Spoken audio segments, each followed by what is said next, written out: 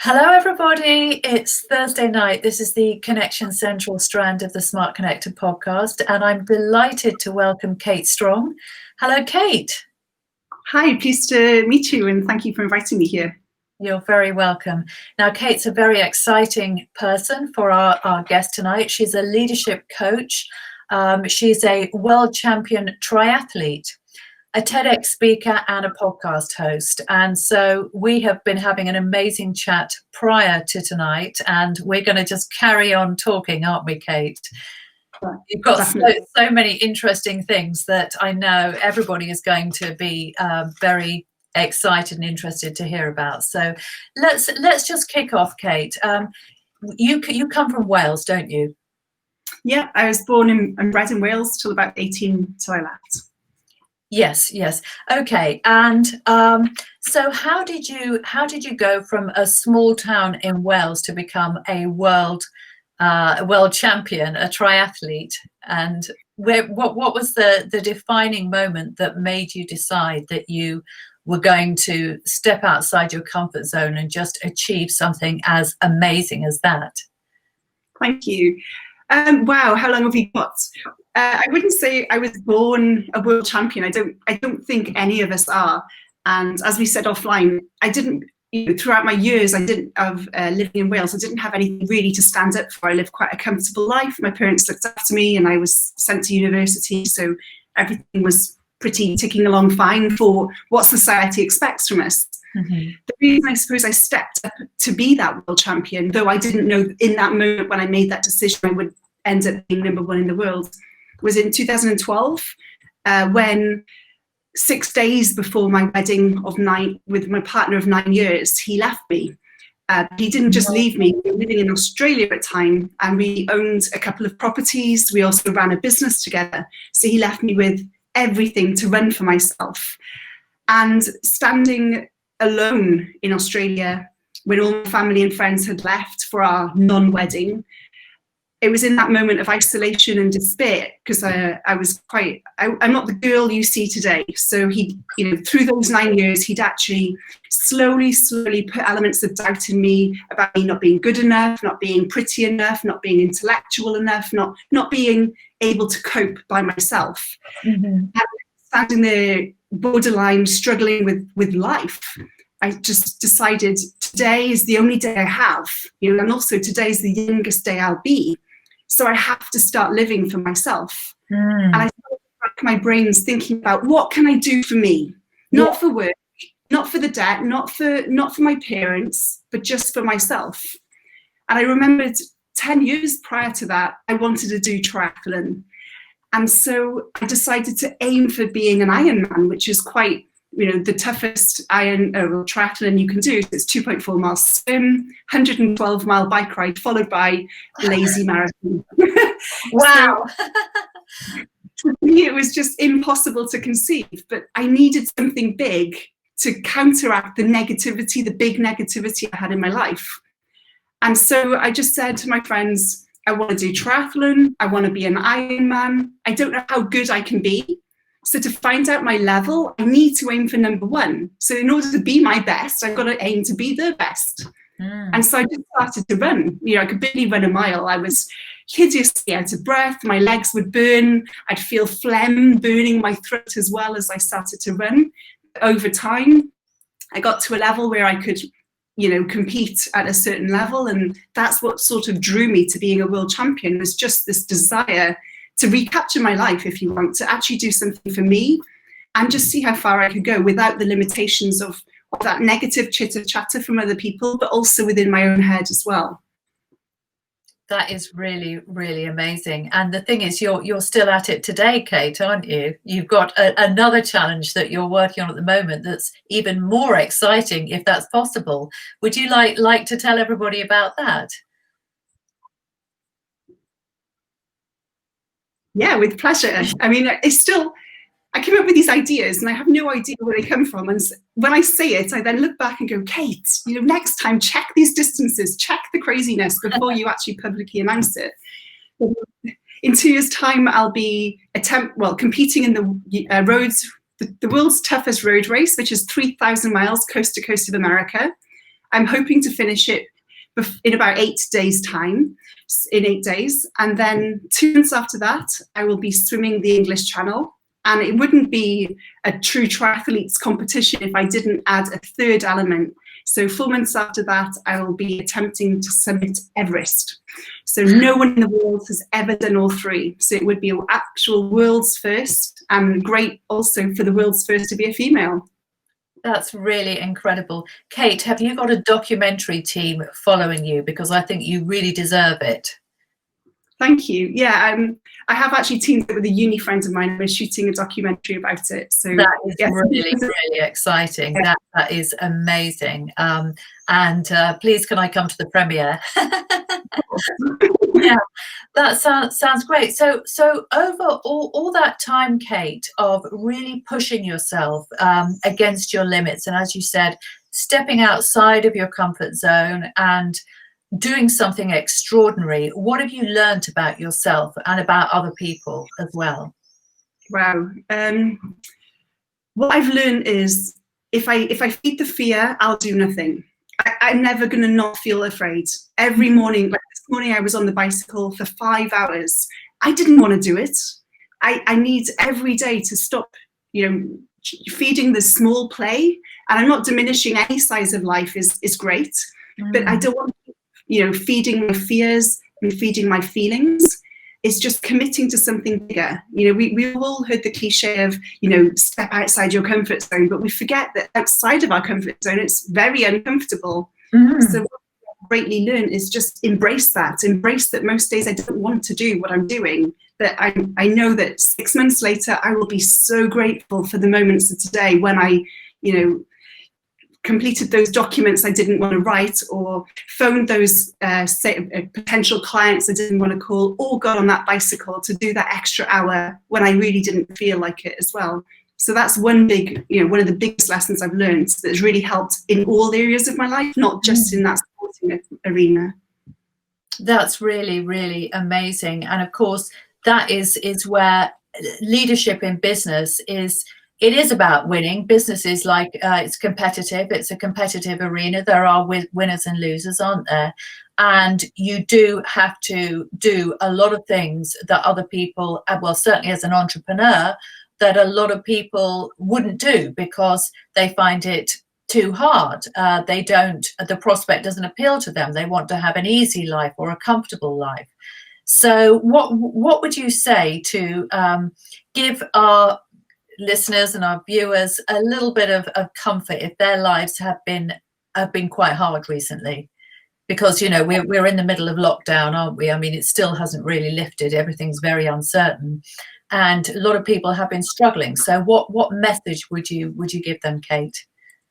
Yeah, and it's really hard for all of us to live in this uncertainty. We don't know if lockdown's coming again. We have no idea the rules for next week, let alone next year. So it's really hard to plan for the future when tomorrow is so uncertain. Yes. And I see some businesses thriving and others struggling, and it's sometimes nothing to do with the people or the company. It's just the way the world sort of the cards fell. So I mean, the words of advice I'd give is to bring some gratitude into our lives. I know in our dark moments, and this is coming from personal experience, we can't see why we should be grateful because all we're seeing are the bills mounting up and the income reducing. But there's got to be something, if only for waking up in the morning. If we start adding that element of gratitude into our days, it does help soften those pains. Because when we're in a stressed environment, our potentiality for the what if thinking, the things that actually create the solutions, short down. We only see that tunnel vision of fear. So by introducing gratitude, we're opening up more possibilities of us being innovative and finding alternate ways. So, I always keep a gratitude journal. Every night I write down 3 things I'm grateful for. I really notice that helping me when I feel the spiral occurring, when I hear the negative chatter starting, I can pull myself out quicker. It doesn't stop the voices, but at least it stops the fall and keeps me there less times. I can get back into action to really create what I need to. Yes, and I think what's interesting about that is if we set ourselves ambitious targets. We were talking about this before we came on, weren't we? We are obviously exposing ourselves to those uncomfortable feelings because we are going to be afraid. We are going to bump up against our own perfectionism, and of course, there's the fear of missing out and looking over our shoulder and seeing what other people are doing. And there's so many uncomfortable feelings that come up when you start set a target and actually start moving towards it. And a lot of people, they just give up at that point, don't they, Kate? So this is a very interesting topic. So how do you actually, as a sporting champion, how do you let go of that perfectionism? Because, you know, being a world champion, it's all about being the best, isn't it? So is that a trap as well? Most definitely. And, you know, we talked about this offline earlier as well. And I'm really happy to share about the dark days as well, because once I was world champion, where do you go? Once you're number one in the world, I found myself on a pedestal, and I realized I put myself there, and it was quite lonely. I felt I couldn't ask for help. I couldn't express my vulnerability. I couldn't express that I was nervous about the next race because everyone, oh, you're a champion, forget about it. And it was hard. And even if we're not world champions, because I still experience it today, and I'm not that world record holder yet, but, you know, it's about being open to criticism. It's about being judged, not just by ourselves, but sometimes our nearest and dearest. So for me, it's about having a really strong why, knowing in my heart my motivation. And we know whether we're doing it from a place of love and compassion and service, or adding value to ourselves and the world, or if there is a little bit of, you know, negativity that's motivating us, the screw you kind of attitude. So I do my best to know that I'm doing it for the right reasons. And if for whatever reason I offend someone, it's not inevitable. I don't want to say that, you know, tough, suck it up sort of attitude. But we can't please everyone. You know, we all have different flavors and tastes. Some people like the mountains, some people like the beach. We need to just get used to that word no, and not add the stories or the energy behind it. No does not mean I'm a failure. No just means that person has said no as easily as they would say yes. So it's a lot of work. It's easy to say, but it's a lot of work disconnecting from the meanings behind that. So behind the physical that I do, I also make sure I do as much mental work as possible as well, which is cleaning up my past. I have a mantra of wanting to live a Teflon life, which means if you said something to me, I wouldn't be triggered by it. I wouldn't get all offended and nervous or hold myself back. So I'm always sort of delving into myself and introspection to make sure that whatever someone says, however someone reacts, I just listen to it for that first time, and I don't have 20 or 30 past experiences that compound and make that one event or that one word much bigger than it should be. So I hope that answers your question, but yeah, that's really, really interesting, because I think we often all have a running dialogue that's going on in our heads, and I sometimes catch myself doing this as well, which is really, it's the story that we're telling ourselves. And it's just a human nature to do that. So we tell ourselves stories all the time about what other people's intentions are, or what their thoughts are about us, and about what they think about us. And it's just human nature. And I think when you are conscious of the fact that, wait a minute, this is just me telling myself a story, and the chances are that this isn't true. And to be honest, if I'm going to entertain myself with a story, I may as well just entertain myself with a better story, and a story that actually, no, they don't dislike me and think that I'm this, that, or the other. Actually, they think I'm great. Why not? Why not tell yourself that story as well? It's crazy, isn't it, the way our brains work? But sometimes we do need some help from the outside, don't we?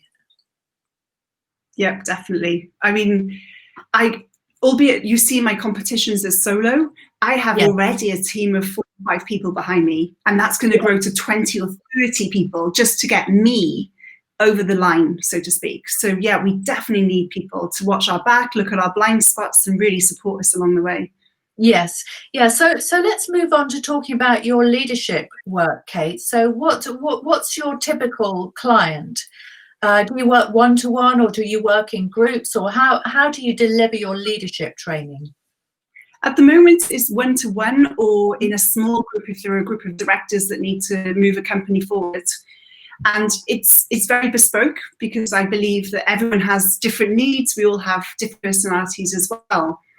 And it's entirely up to the individual. So I always say, I have no answers. You know better than anyone what your life and what your company needs. My job is to remove the dirt that's stopping you seeing what's within yourself, the block that's preventing you from tapping into your own knowledge. So at the end of our sessions together or our time together, invariably they say, thank you, I don't need you anymore, which is wonderful, because they're now experiencing what they always knew all along, but they just needed me to hold up that mirror for them to see as well. So I've worked with, a variety from tech businesses, from dance studios, as well as startups, as well as 7 or 8 figure turnover companies as well. So I'm very blessed in the diversity, and it definitely keeps me on my toes as well, because I make sure that I'm always not one step ahead, but I'm always evolving to make sure I'm the best person who turns up for them at the right time as well. Yes, I understand that. So what would you say is the most common issue that you see time and time again? Is there one, or is there a set of issues?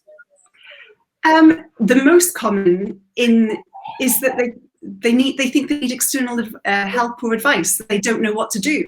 And 9 times out of 10, they know exactly what they need to do, but potentially are asking for permission, potentially looking for someone else's point of view, but they know intrinsically what the right thing to do as well.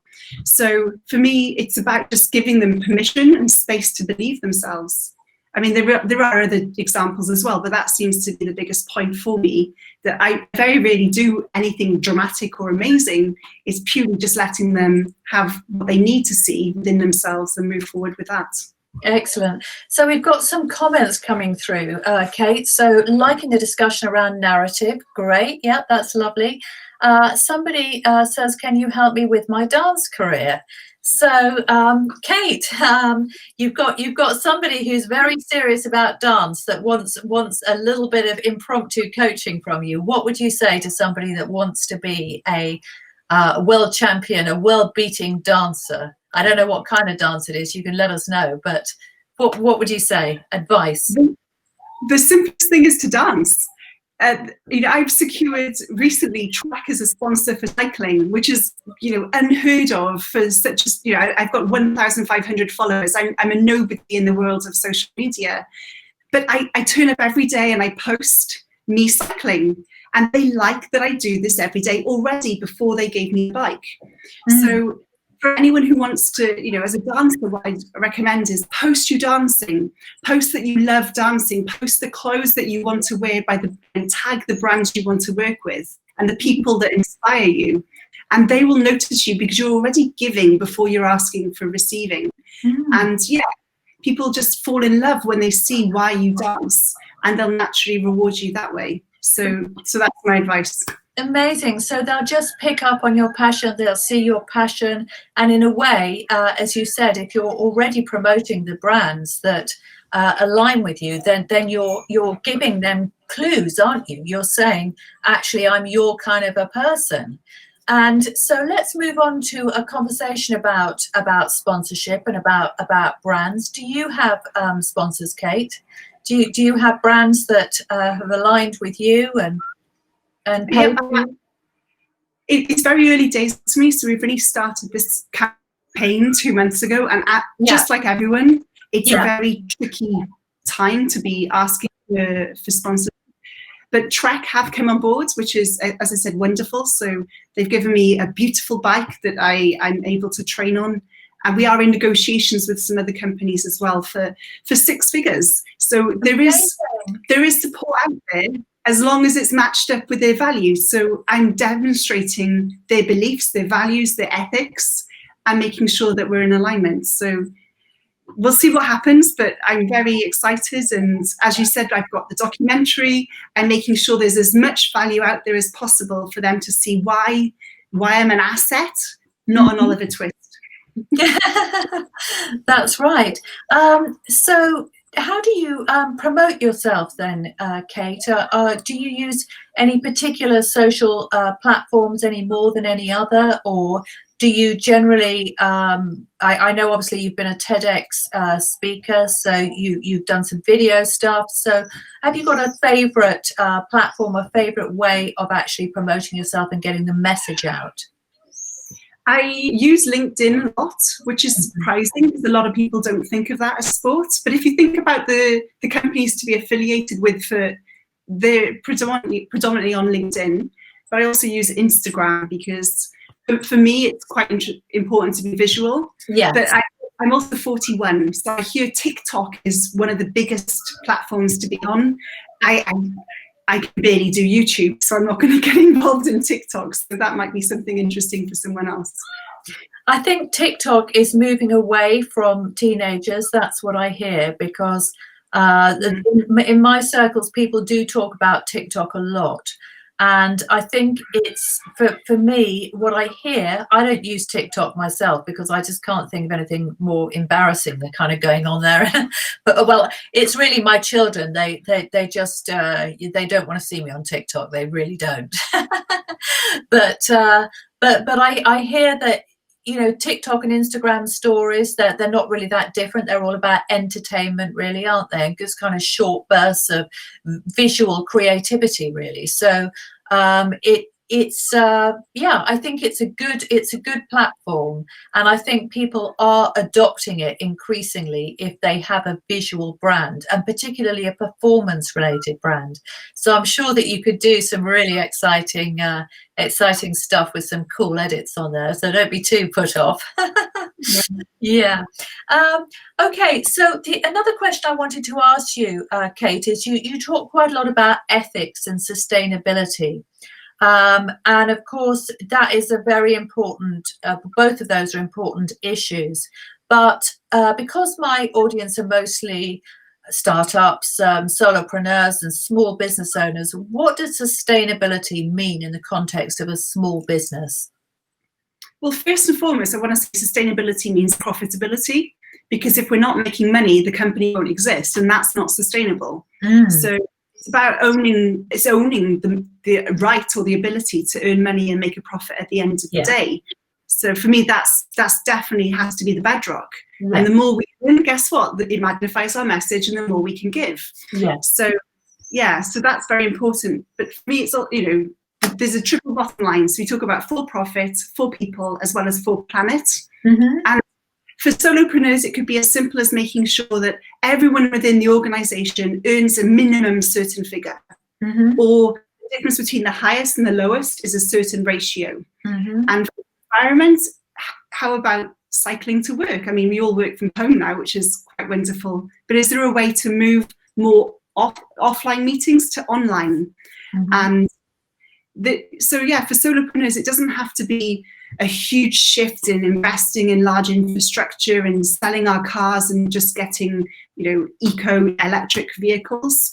But it's just about making that one shift every day and making sure that the community, the people we work with and for, our supply chain as well, are all honouring a certain balance, especially for individuals.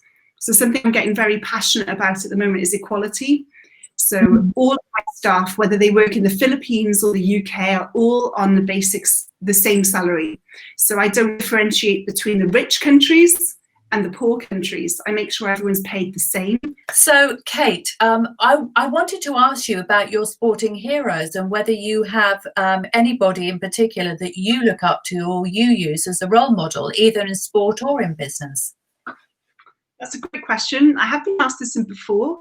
And in honesty, that I admire, there isn't anyone I admire to the point of they're a role model to me. I started believing that every time I meet someone, it's my responsibility to find gold in that conversation. Because Yes. every day, be them a mother, be them a beggar, be them a CEO, be them a world champion, we've all had 24 hours in one day and experienced things that I will never experience. So for me, my role model is every person I meet. And I just hear that gold in the conversations while we're interacting. Oh, that's really nice. So what inspiring people have you met recently, and what have they said to you that's really moved you? I spoke to a British-born Jamaican who was blind from birth, pretty much, and he struggled a lot with adversity throughout his entire life. Also, he was born into a single mother family as well, and he really wanted to be a blind footballer and struggled so much to get on the English football team. And he just had a can-do attitude. He worked every single day to accomplish that. And what he feeds is his minority mindset. Instead of seeing, he came from Wolverhampton, a poor socioeconomic family, not having a father figure, not being able to see, he saw them instead of as a reason why he couldn't, as a reason why he should. So his minority mindset actually drove him to compete in not one but 2 Paralympic Games for England, and one of the top gold scorers as well. So that really pushed me hard. His name's Darren Harris. Okay. So I really loved his can-do attitude, looking at every reason why we should rather than all the reasons why we couldn't. I love that. I do remember once I was watching a documentary about these children that lived on rubbish dumps, and I think it might have been in South America, it might have been in Africa, I can't remember where, but they were scavenging on these rubbish dumps, and that was basically how they found food.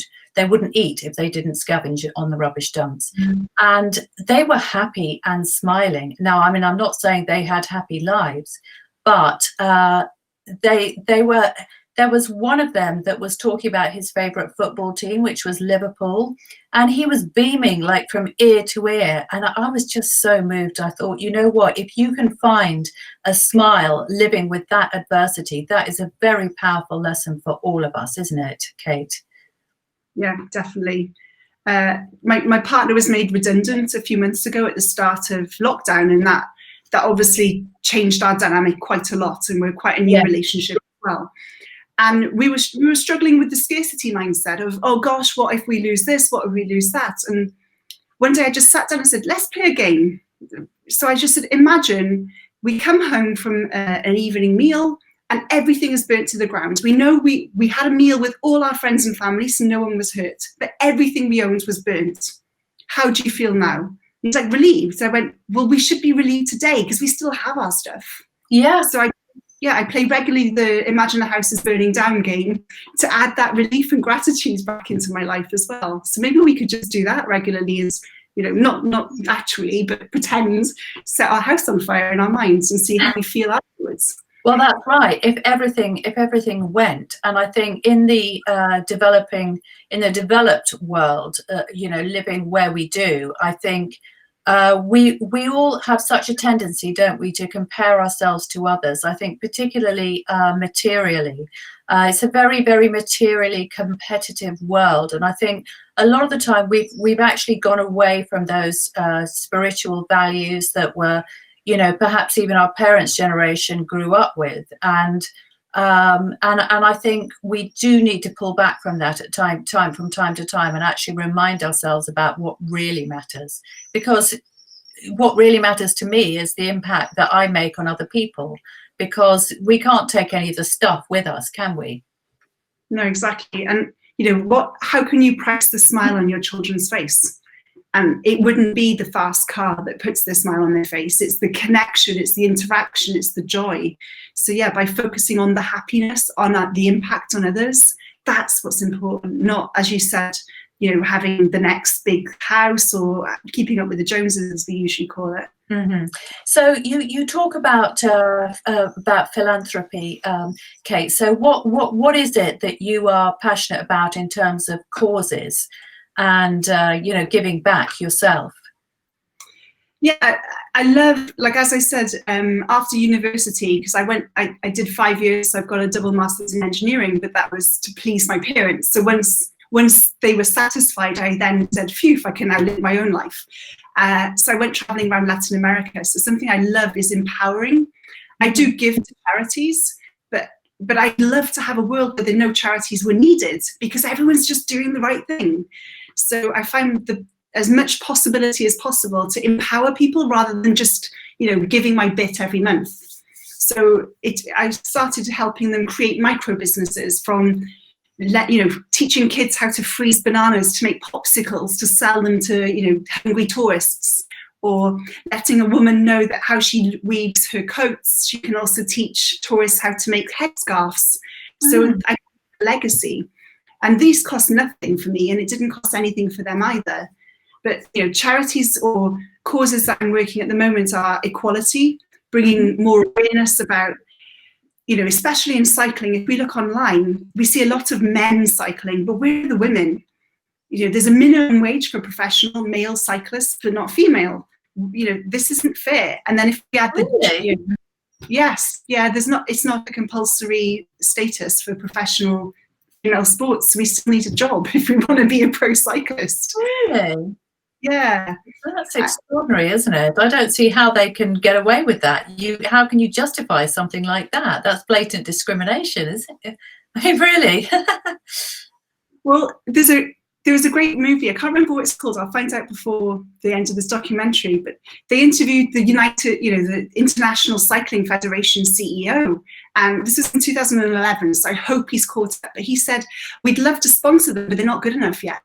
And the response was, "Well, you need to invest in them, and that's why, because they're not earning the money to be able to be better." So it's a catch-22. But so I'm really passionate, as you can hear, about just generating opportunities. I'm not saying that all women want to be pro cyclists, but at least have equal playing fields, and also for different socioeconomic backgrounds. I've already said I'm very privileged that I had a bicycle when I was growing up, so I knew what a bike was. There are communities, even in Wales and the UK, who have never ridden a bike. So why on earth would they even consider doing a cycle? Wow, I mean, that's really amazing, actually, to have whole communities that have not been brought up to ride a bike. I have never, living in the southeast, I don't think I've ever seen that. Although I'm sure it's there. If you went into parts of London or some of the more deprived areas around London, I'm sure you would see that. But to me, just riding a bike is just such a sort of rite of passage for any child. But you forget, don't you? Yeah, and I remember going camping in fields when I was younger. But again, if your parents who lived in an urban metropolis and their parents lived in an urban building, they now taught their children what to expect when going to nature. So they're wearing the wrong clothes. Their experience is terrible, so they don't like nature anymore. But that isn't because they don't like nature. It's because they were wearing jeans and it was raining, and it obviously is a horrible experience. So I'm doing my best to work with teams who are actually educating the more, I don't like the word minorities, but they're basically non-white communities, to be able to be exposed to this more and make their own decision. Do they like hiking? Do they want to do this as well? Because they're not represented equally. And it's not because of a lack of need or want, it's because they just haven't got the tools or resources to learn either. And I mean, maybe it's just it's not in their culture, but I mean, I think in this country, certainly we have such beautiful countryside, and we have so many opportunities to get out there and enjoy nature. And of course, cycling is something where you can just get on your bike and you can, that's it. You can get into nature, you can enjoy it, you can feel the wind in your hair. And I mean, I don't do a lot of cycling myself, but I remember that feeling, and it's a great feeling, isn't it? Getting on a bike. Yeah, it's freedom, isn't it? Yeah, definitely. So just to talk about cycling a little bit more, Kate, because one of the best documentaries I think I've ever seen was the one about Lance Armstrong and about that doping scandal in cycling. So that was a fascinating documentary. Why why do you think he got in that deep? Well, I haven't seen his documentary, in honesty, but I have read a few of his books and the books that surround it. I mean, it's a multiple tiered question. I mean, there's a lot of pressure when, you know, when people are at the top, there's a lot of pressure to keep it up there and maintain it.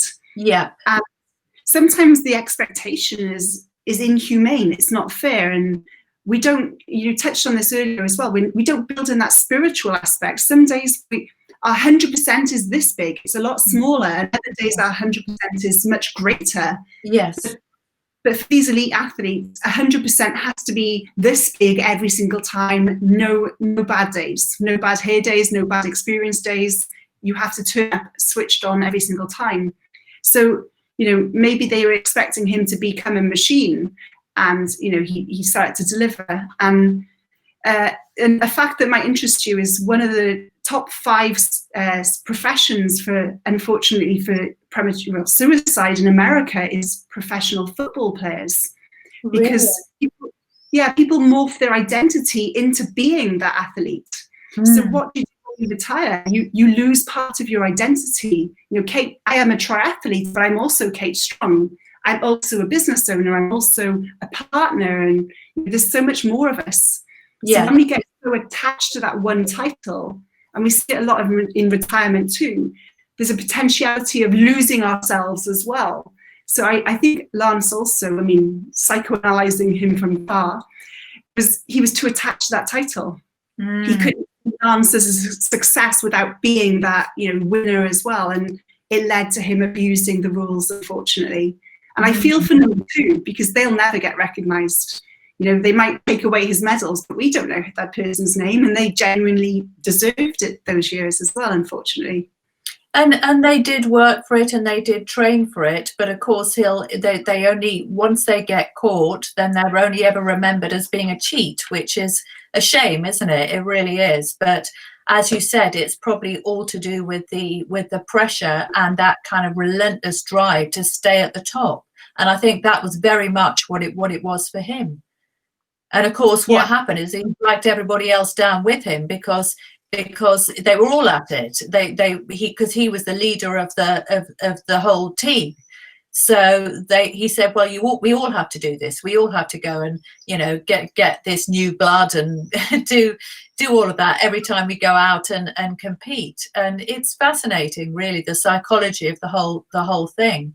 And of course, as you said, there are so many parallels, aren't there, with business, because business is very competitive. We can put ourselves under huge pressure. At times, it can feel like we're doing a marathon, or that like we're going for the world championship. Sometimes we're climbing the mountain. Sometimes it can feel like that. I think particularly in the early stages of building a business. I mean, it gets easier if you make the right decisions, if you stick with it and you're consistent and you keep on showing up and doing the right thing, you know, month after month, year after year, and then it starts to get easy and it starts to build momentum, and you manage to systemize all of those things that you were doing in the early days. But I really take my hat off to every single startup and small business owner who is trying to get something bigger off the ground and actually be their equivalent of a hero or a world champion. Takes a lot, doesn't it, Kate? It totally does, Jane. And you know, also it's hard to say no to clients as well at the start, even though we know they don't match our values, or we know we're compromising some element of our own ethics by working with them. And it's, you know, it's easy for us to just say, oh, just this one, you know, I'll just work with this company and turn a blind eye, but next one will be more green or more ethical or more sustainable. So, you know, it does take a lot of courage to stand true to our values.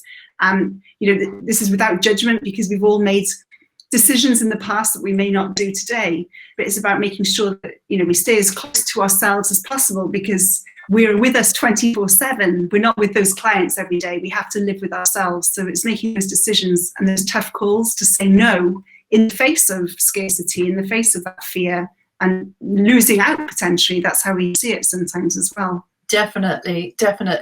So Kate, tell us how we can get hold of you? If any of our viewers or our listeners want to get in touch, what's the best way to do that? I'm very social, so my website is katestrong.co. That's it, no M, no .uk. And I'm on LinkedIn as Kate Strong, Facebook. I've got my own YouTube channel and a podcast as well called Strong Voice. Okay, that's great. Well, Kate, I just wanted to thank you so much for joining us tonight. It's been an absolutely amazing interview, a fantastic discussion on sportsmanship and world championship and leadership and all of those topics that are just so interesting. So thank you very, very much for joining us tonight, and we'll look forward to seeing your progress. Thank you so much, Jane. It's been an absolute pleasure speaking with you. And yeah, definitely I'll keep you updated and also to hear about yourself as well. Amazing. All right then. Bye-bye for now. Bye.